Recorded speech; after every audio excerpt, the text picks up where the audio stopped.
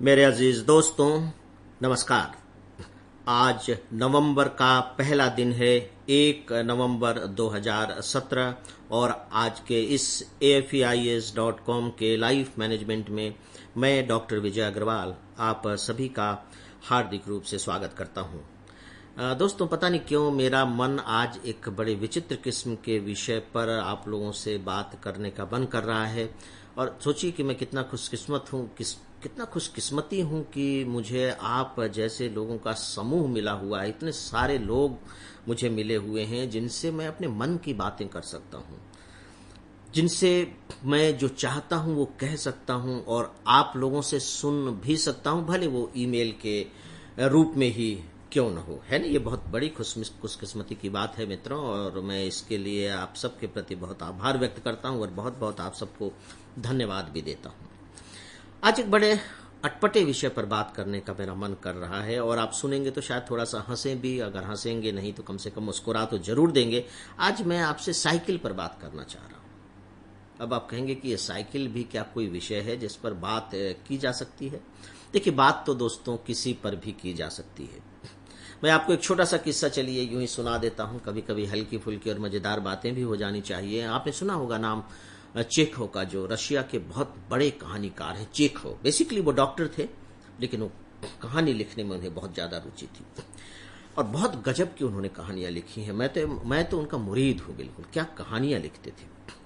तो चेखव ने एक बार ऐसे ही अपने दोस्तों के साथ बैठे हुए थे तो अपना फोक मार दिया, मतलब अपनी कुछ शाबाशी लेने के चक्कर में। अरे बोले, देखिए कहानी में विषय महत्वपूर्ण नहीं होता है, आपको लिखना आना चाहिए। आप किसी भी विषय पर कहानी लिख सकते हैं।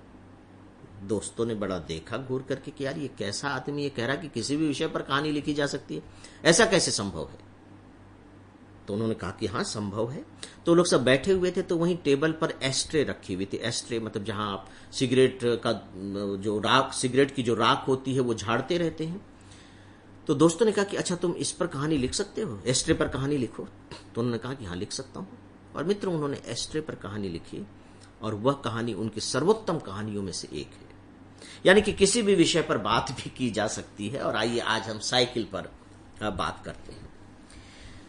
मित्रों, मुझे साइकिल इसलिए याद आ रही है कि आज मेरे पास देखिए गाड़ी है, ठीक ठाक गाड़ी है, ब्रायो गाड़ी है, ब्रियो या ब्रायो जो भी कहते हैं, ब्रियो ही कहते हैं उसे। ठीक ठाक गाड़ी है, अच्छी चलती है, नई जैसी भी है। लेकिन मित्रों, इससे पहले भी मेरे पास दूसरी गाड़ियां रही हैं। फिएट से मैंने शुरुआत की थी, फिर सेंट्रो ली, और अब मेरे पास ब्रियो है। लेकिन इनमें से तीनों में से कोई गाड़ी मुझे याद नहीं आती। सच बता रहा हूं, ईमानदारी के साथ गाड़ी याद नहीं आती। लेकिन मुझे मेरी साइकिल बहुत याद आती है, और दोनों साइकिलें याद आती हैं। एक साइकिल वह जो गांव में मेरे पास थी, लेकिन वो साझे की साइकिल थी, लेकिन फिर भी बहुत याद आती है। और इसके बाद जब मैं शहर आ गया, तब वो मेरी एक्सक्लूसिव साइकिल थी, क्योंकि मैं अकेले ही था तो वो मेरी ही होनी थी। वो साइकिल मुझे बहुत याद आती है, आज भी याद आती है। और मुझे अफसोस होता है कि मेरी गाड़ियां मुझे क्यों नहीं याद आती, जबकि वो ज्यादा आरामदेह हैं, ज्यादा महंगी हैं, ज्यादा हिफाजत मेरी करती हैं। अब साइकिल तो कोई हिफाजत नहीं करती, हवा से मेरी हिफाजत नहीं करती थी, सूरज की रोशनी से हिफाजत नहीं करती थी, बरसात से हिफाजत नहीं करती थी, अगर मैं गिर जाऊं तो धूल से हिफाजत नहीं करती थी, चोट लगती थी उससे भी मेरी हिफाजत नहीं करती थी। वो एक ही काम था कि मुझे पहुंचा देती थी, और पहुंचाने के बदले में वो मुझसे मेहनत भी करवाती थी। इसके बावजूद वो मुझे बहुत याद आती है, कुछ ज्यादा याद आती है। तो मित्र, मैं सोचने लगा कि ऐसा क्यों होता है। क्या इसके पीछे वही कारण है जो हर कोई कहता है कि बचपन की सारी चीजें याद होती हैं, याद आती हैं। जैसे रविन्द्रनाथ टैगोर ने कहा था कि हमें अपने बचपन की सारी घटनाएं कोई परी कथाओं की तरह प्यारी लगती हैं। तो हो सकता है कि इसीलिए साइकिल मुझे प्यारी लग रही हो। मुझे याद आता है मित्रों, उस समय शहर की बात मैं यहाँ करना चाहूंगा कि जब मैं कॉलेज में पढ़ाने जाता था तो हम सब साइकिल से जाते थे। उस समय स्कूटी, मोटरसाइकिल, बाइक, स्कूटर इन सब का जमाना नहीं था। हमारे पूरे के मतलब 4-4,500 लड़कों का वो कॉलेज था, बहुत बड़ा कॉलेज था हमारा। और उसमें 2-3 ही स्कूटर थे, मोटरसाइकिल तो नहीं हुआ करते, स्कूटर थे बस, बाकी साइकिल। और जब कॉलेज लगता था तो जो कैंपस था साइकिल से खचाखच भरा रहता था, साइकिल से खचाखच भरा रहता था। वो दृश्य याद आता है। फिर जब सिनेमा देखने जाते थे तो सिनेमा हॉल में बाकायदे साइकिल स्टैंड हुआ करता था, वहां साइकिल ही साइकिल भरी होती थी।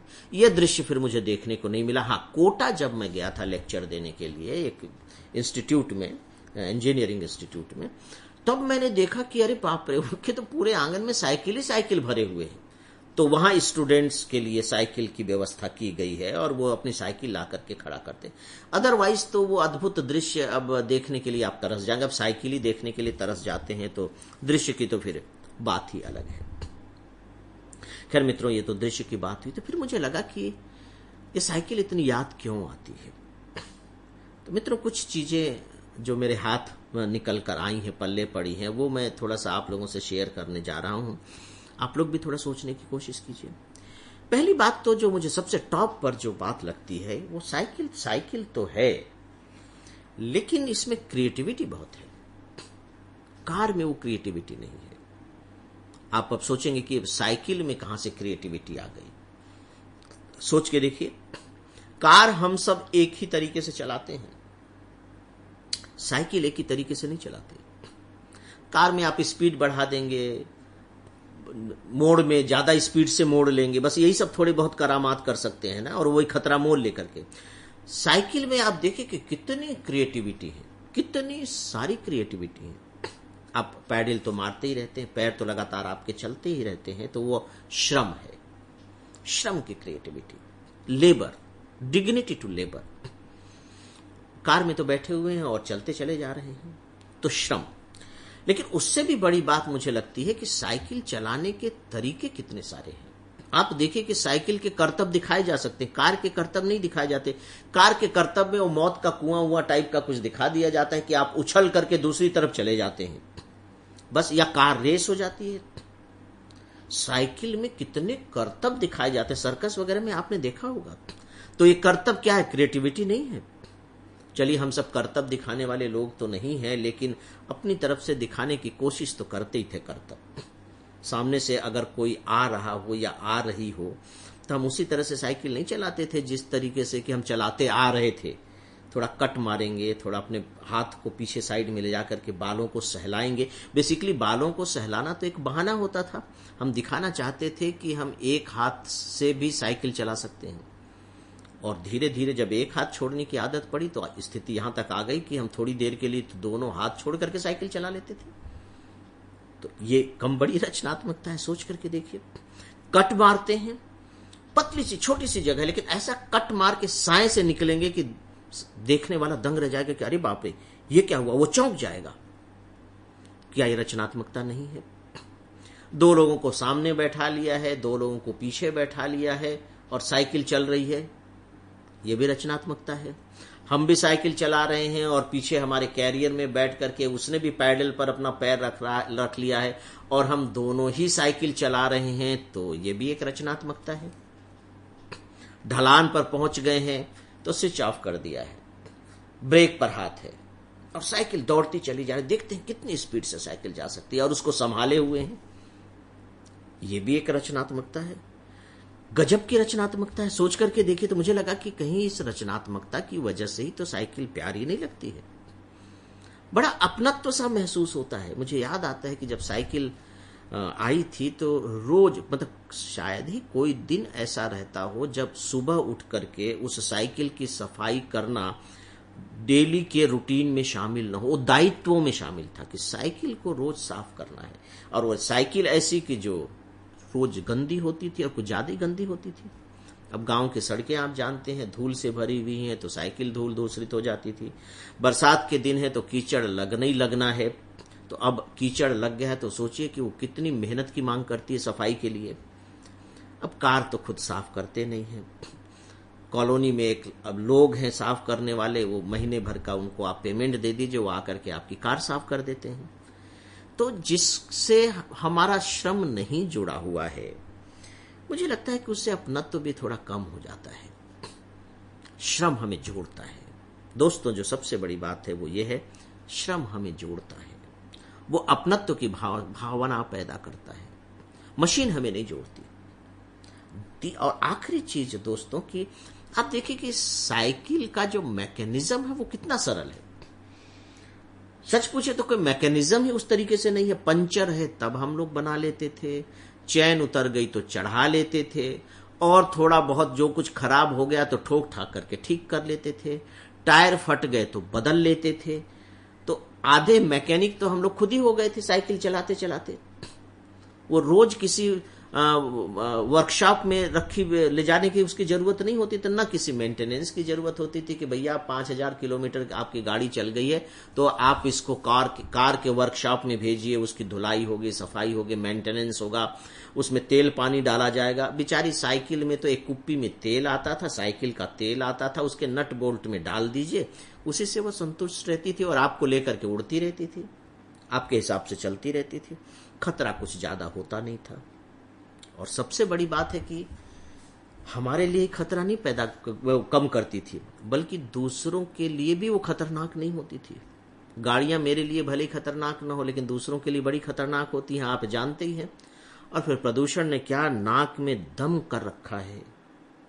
गाड़ियों की वजह से जो प्रदूषण हो रहा है उसके तो हम सब शिकार ही हैं, विक्टिम ही हैं। साइकिल बेचारा ऐसा कुछ नहीं करती, कोई धुआं नहीं छोड़ती, कोई तेल नहीं टपकाती, कुछ नहीं करती, बस चलती जाती है।